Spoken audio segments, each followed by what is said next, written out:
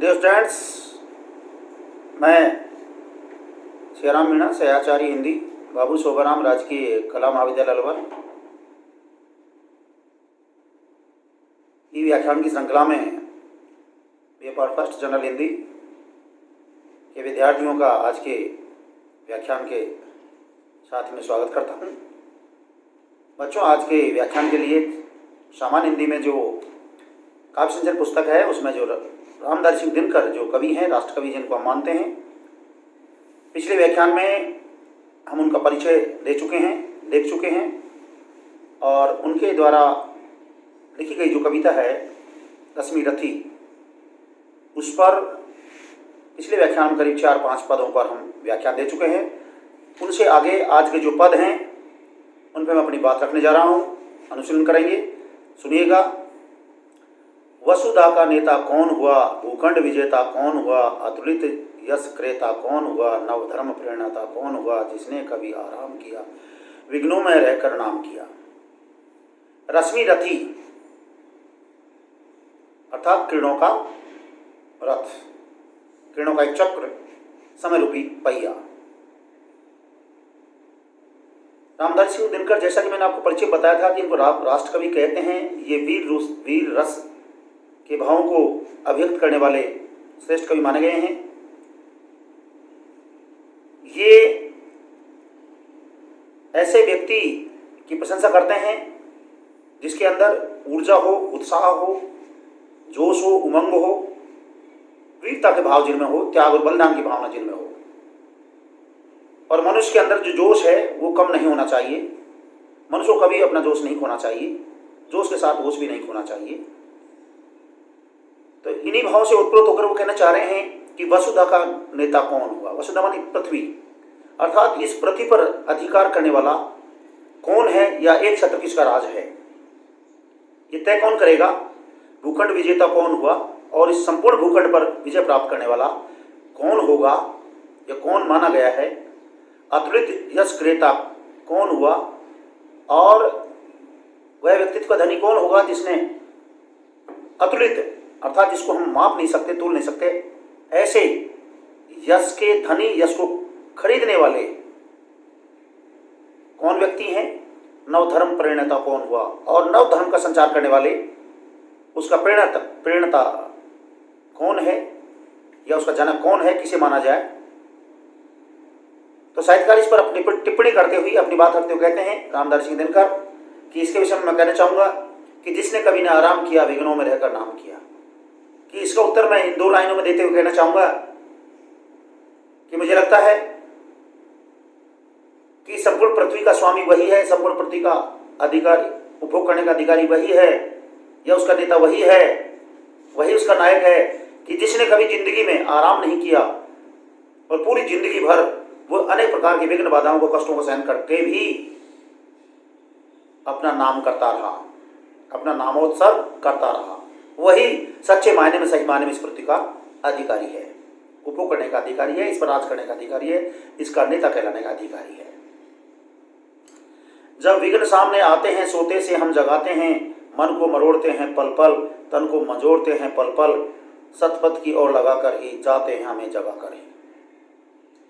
आगे रामधारी सिंह दिनकर कहना चाहते हैं कि वीर पुरुष या जोशीले व्यक्ति होते हैं, उत्साही व्यक्ति होते हैं, उनकी किस प्रकार की भावना होती है, किस प्रकार का दृष्टिकोण होता है, उन्हीं की भावनाओं को यहाँ से रामधारी सिंह दिनकर स्पष्ट करना चाह रहे हैं कि जब विघ्न सामने आते हैं, ऐसे योद्धा, ऐसे वीर पुरुष, ऐसे त्याग और बलिदान करने वाले जो व्यक्तित्व धनी है, ऐसे व्यक्तियों को हमने देखा है कि जब भी उनके सामने कोई समस्या आती है, किसी प्रकार की विघ्न बाधाएं आती हैं, तो उनका उलट कर मुकाबला करते हैं, मैदान नहीं छोड़ते हैं। सोते से हमें जगाते हैं, अर्थात हमें सोते हुए व्यक्तियों को भी वो एक तरह से जगा देते हैं। मन को मरोड़ते हैं पल पल, अर्थात मन को पल पल एक तरह से मरोड़ते रहते हैं। भावार्थ एक मन में बराबर किसी भी काम को करने के लिए कसमसाते रहते हैं। तन को झंझोड़ते हैं पल पल और वो तन को भी, अपने शरीर को भी बराबर एक तरह से झकझोरते रहते हैं। इतना ही नहीं, सतपथ की ओर लगाकर ही जाते हैं हमें जगा कर। अर्थात ऐसे व्यक्तित्व धनी हमें सच्चे मार्ग पर चलने के लिए प्रेरित करते हुए जगा करके आगे बढ़ते चले जाते हैं। वाटिका और वन एक नहीं, आराम और रण एक नहीं। रामदास सिंह दिनकर जी कहना चाहते हैं कि वाटिका, जिनको हम पुष्प वाटिका कहते हैं और जिनको वन क्षेत्र कहते हैं, वो एक नहीं है, उनको एक नहीं समझना चाहिए। यदि एक समझते तो बहुत बड़ी भूल है।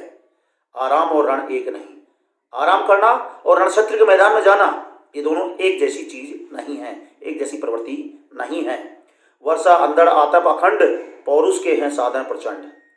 अर्थात रामदास सिंह दिनकर कहना चाहते हैं कि वर्षा जब आती है, अंधड़ जब आते हैं, आतप अर्थात जब तेज इस धरती पर जब तेज गर्मी पड़ती है, अखंड रूप में इस अखंड पृथ्वी पर जब तेज गर्मी पड़ती है, यानी विभिन्न प्रकार की जब आपदाएं आती हैं, तो पौरुष के साधन है प्रचंड। अर्थात पौरुष, जिस व्यक्ति के अंदर पौरुष है, वीरता के भाव हैं, वो व्यक्ति एक तरह से उन स्थितियों में भी अनेक प्रकार के साधनों के माध्यम से इनका मुकाबला करने के लिए तत्पर रहते हैं। वन के प्रसून तो खिलते हैं, हमने देखा है। रामदास दिनकर कहते हैं कि हमने वनों में फूल खिलते हुए देखा है, बागों में साल ने मिलते हैं, लेकिन बागों में कभी भी साल वृक्ष नजर नहीं आते हैं। यानी जिसको जहां होना चाहिए वो वही उचित लगता है, ये कहना चाह रहे हैं रामदास दिनकर जी। कंकरियां जिनकी सेज सुघड़, छाया देता केवल अंबर। अर्थात वीर पुरुष जो योद्धा हैं, बहादुर हैं, उनके कष्टों को सहन करने की जो प्रवृत्ति है, उसके विषय में साहित्यकार कहना चाह रहे हैं कि वो ऐसे व्यक्ति हैं कि कंकड़ पत्थरों को ही वो अपनी सेज और सैया बना लेते हैं, उन्हीं वो अपना थोड़ा सा आराम पा लेते हैं। छाया देता केवल अंबर, और छाया के लिए उनके पास कुछ नहीं होता है, छाया के लिए केवल जो अंबर है, जो आसमान है, वही मानो उनके लिए छायादार वृक्ष है। विपदाएं दूध पिलाती हैं। साहित्यकार आगे कहते हैं कि इतना ही नहीं, ऐसा लगता है जैसे जो विभिन्न प्रकार के संकट आते हैं, विपदाएं आती हैं, वो हमारे जो वीर बहादुर पुरुष हैं उनको दूध के रूप में पिलाती हैं। लोरी आंधियां सुनाती हैं। अर्थात इस धरती पर चलने वाली जो आंधियां हैं, वो मानो उन वीर बहादुर पुरुषों के लिए लोरियों के समान प्रतीत होती हैं। अर्थात लोरियों के समान उनका वो आनंद स्वरूप स्वीकार करते हैं। उन्हें जो लाक्षागृह में जलते हैं वही सूरमा कहलाते हैं। रामदास सिंह ने बहुत बड़ी बात कही है कि जो व्यक्ति अपने आप को किसी भी कष्ट को सहन करने के लिए तत्पर है, वही नाम कमाते हैं, वही नामोत्सर्ग कहलाते हैं। लाक्षागृह में जो जलते हैं, साहित्यकार ने ऐसा लिख करके एक तरह से मानो हमारे जो पौराणिक ग्रंथ है महाभारत, उनकी कथा की ओर भी हमारा ध्यान इंगित किया है कि लाक्षागृह में जो जलते हैं वही सूरमा कहलाते हैं। अर्थात जो लाक्षागृह में, यानी जो अपने आप को कष्टों के रूप में तपाते हैं, जलाते हैं, वही बहादुर के रूप में उपमित किए जाते हैं। बढ़कर विपत्तियां पर छाया, मेरे किशोर मेरे ताजा। अर्थात ये सृष्टि भी ऐसे सूरवीर बहादुर योद्धाओं का आगे बढ़कर के एक तरह से स्वागत करती है। बढ़कर विपत्तियों पर छा जा। साहित्यकार इन सूरमाओं के लिए कहते हैं कि हे सूर, हे वीर, हे योद्धा, हे बहादुर, आप विपत्तियों पर बुरी तरह से टूट पड़ो, छा जाओ, इन पर अधिकार जता लो। मेरे किशोर, हे मेरे नवयुवक, हे मेरे युवा, मेरे ताजा, अर्थात हे मेरे नए नए खून वाले नौजवान भारतवासी, जीवन का रस छन जाने दे। अर्थात जीवन में जो रस है उसको थोड़ा छन जाने दे। तन को पत्थर बन जाने दे। इस तन को एक पत्थर के रूप में हमारे सामने बन जाने दे। अर्थात कष्ट में बन जाने दे, कठोर बनने दे। जब कठोर होगी चीजें तभी उसका समाधान निकलना प्रारंभ होगा। तू स्वयं तेज भयंकारी है, क्या कर सकती है चिंगारी। अर्थात तू अपने आप को अग्नि से भी ज्यादा तेज बना ले कि जिससे तेरे सामने आने वाली जो चिंगारियां हैं, जो विपत्तियां हैं, वो स्वयं ही तेरे तेज को देख करके भस्म हो जाएंगी।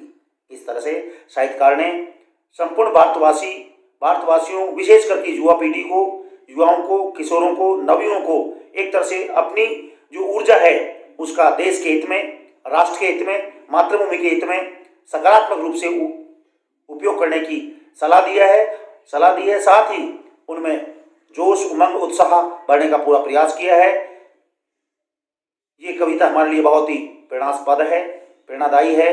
इन्हीं भावों के साथ अपनी वाणी को मैं विराम देता हूँ। प्रोफेसर सियाराम को दीजिए इजाजत। आप सभी को बहुत बहुत धन्यवाद।